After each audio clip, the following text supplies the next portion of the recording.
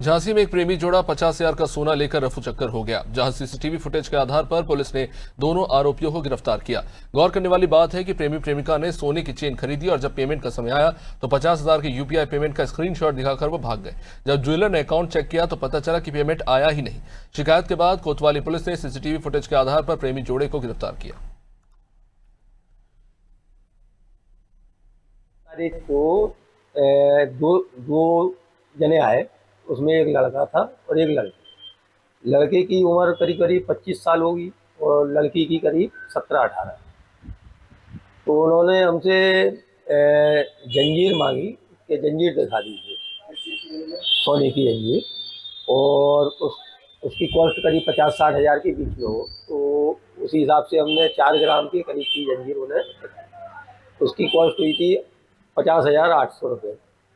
तो उन्होंने जंजीर पसंद की और पेमेंट के लिए उन्होंने कहा कि आप अपना क्यूआर नंबर दीजिए तो उस पर हम पेमेंट करते हैं। तो पेमेंट उन्होंने किया और उसके बाद उन्होंने स्क्रीनशॉट दिया हमें, और जब तक हमने चेक किया पेमेंट तब तक वो एकदम भाग गए।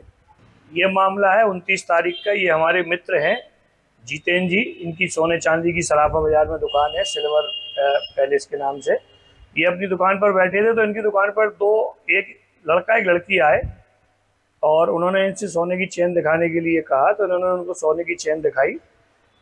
इसके बाद जो है उन्होंने एक चेन पसंद कर ली जो लगभग 50,800 रुपये की समथिंग की थी। तो उन्होंने इनसे ऑनलाइन पेमेंट के लिए कहा कि आप ऑनलाइन पेमेंट हमसे ले लीजिए।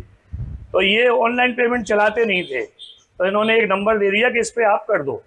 तो उन्होंने उस पर नंबर पे उन्होंने पेमेंट किया और उसका स्क्रीनशॉट इनको दिखाया और वो चले गए। जब इन्होंने उस नंबर पर फ़ोन करके पूछा तो वो पेमेंट नहीं आया था। ये घबरा गए एकदम, ये मेरे पास आए, इन्होंने पूरी घटना बताई। तो मैं इनको लेके शहर कोतवाली गया। वहाँ इनकी एप्लीकेशन कोतवाल साहब को पूरी बात बताई, शहर कोतवाल को। तो उन्होंने तत्काल उस पर कार्रवाई करते हुए जो है